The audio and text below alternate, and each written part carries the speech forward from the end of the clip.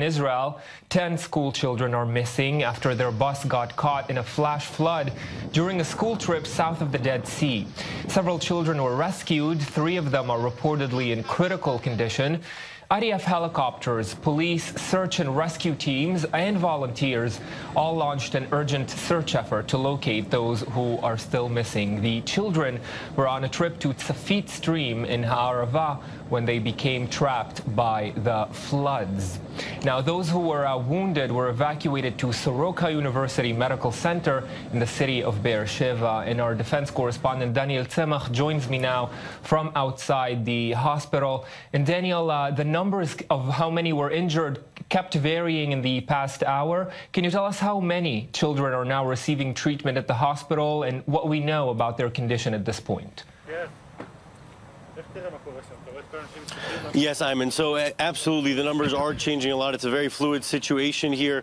But we have, in the hospital behind me, there are 3 wounded. It's unclear what their condition is. But as you mentioned, there are others that were found critically wounded. According to reports, there are 8 that were found critically wounded. There are 17 that actually were found unscathed, not wounded at all. And we still have to wait and see exactly what the condition is of those others that are still either missing or in the hospital here receiving treatment. But definitely a very dynamic situation. We have to be very careful with what sort of numbers are coming out. It's likely to change again very soon. And Daniel, the scene of where the incident took place, we mentioned the Tzafit stream in the Arava. It's a very hazardous scenario there. What kind of injuries would you say they were likely to have suffered? Well, I mean, you make a very important point here. It is a very hazardous area, and it's also, there were warnings regarding these sort of trips specifically and traveling in general because of things like flash floods. So this is something that the public, let's say, was notified about, but nonetheless, this trip did go on. What we heard from search and rescue teams through Israeli media reports is that it's not just the flooding that could be problematic and the drowning, let's say, but also certain things that are being moved by these mass floods. For example, boulders, trees that might have fallen down, as is typically the case during storms. I don't have an exact description of the types of injuries sustained by the individuals, but it's fair to assume that there are certain things that the flooding can cause that maybe could result in impact injuries, not only drowning. All right, Daniel Tsemach, we will get back to you later this hour for more updates from the scene there at Soroka Medical Center. Daniel, thank you.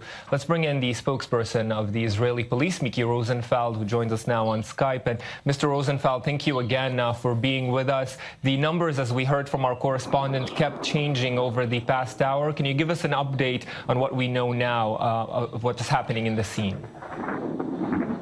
Yeah, what I can confirm is that just after 2:15 in the afternoon, emergency units were called into the area, the southern part of the Dead Sea area. There were 25 people that we know that were inside the area of the Nachal at the time, into the area where the flash flood hit them. We know until now, based on the emergency units that are also working in the area and also looking for other missing individuals, that we know that there were 7 people that have been in a state where, as far as we know, in critical condition, as far as we know. Apart from that, we have units that are continuing to search for missing individuals, and that's our main focus. We're talking about 10 people that are missing still until now.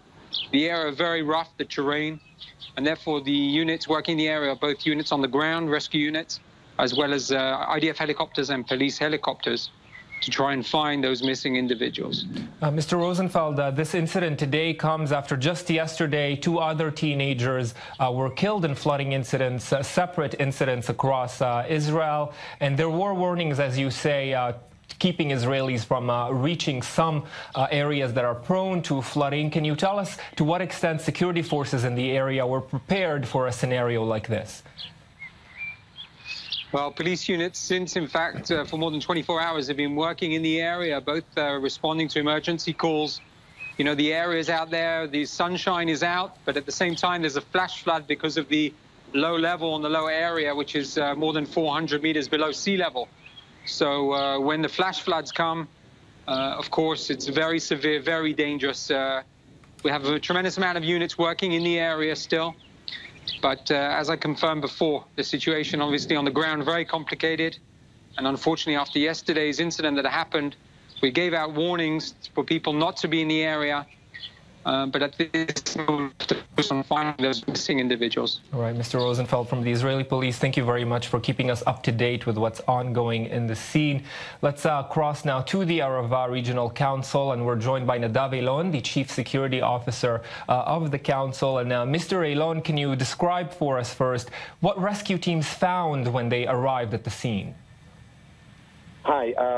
Well, when we arrived at the scene, the stream was still very high. A lot of water was still rushing down. And we started by finding parts of the equipment of the travelers. And slowly but surely, we started finding them, rescuing whoever needs rescuing.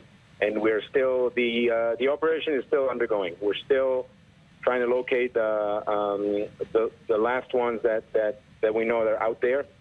We located most of them, but we're still missing some. And there are a lot of volunteers here. We got 5 or 6 helicopters in the sky. The Israeli Air Force and the police force are helping. Of course, fire and rescue. Everyone is here trying to locate as fast as we can the remaining travelers. And we are running against the clock since the sun is going down. And it's going to get cold, and we want to find them as fast as we can. Mr. Eilon, as we just heard from Miki Rosenfeld, the spokesperson of the Israeli police, there had been warnings for Israelis not to arrive in certain areas in these times and days, specifically because of risks of flooding. Do we know what happened, that this trip that the children were on went ahead anyway? We don't know why they went on this trip right now at this point in time. I'm sorry, there's a helicopter right above me, so if there's going to be noisy, I'm sorry.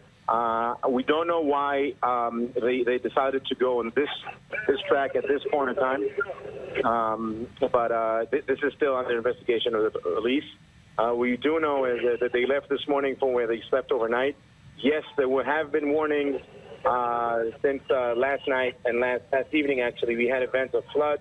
Everything went through fine, and people were very cooperative. I still don't know why they decided to go down this stream, which is extremely dangerous to go down in time of flood. These are answers I cannot give you. I'm sorry. Yes. I simply don't know. Mr. Nadav Eilon, thank you very much for joining us, and we will check back with you later this hour for more updates.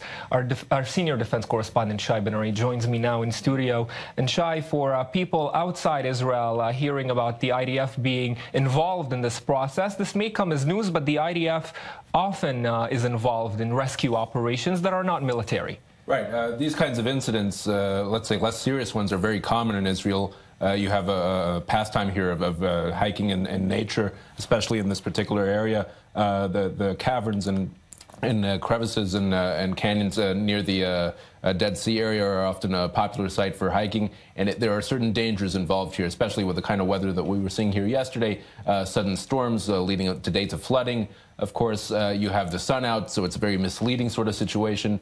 It's a part of the culture here for a lot of people, especially in the national religious sector, who we understand these travelers belong to just go out and hike on a nice day like this. But of course, there are dangers involved, and the surprise element here was the flash floods, which apparently caught these people unaware. We're talking about a group of some 25 youths originally who were part of this trip. We understand that quite a few of them are unharmed, but there is a very serious situation. 8 of them found in critical condition, but we expect to be able to update you soon about their condition as the situation progresses.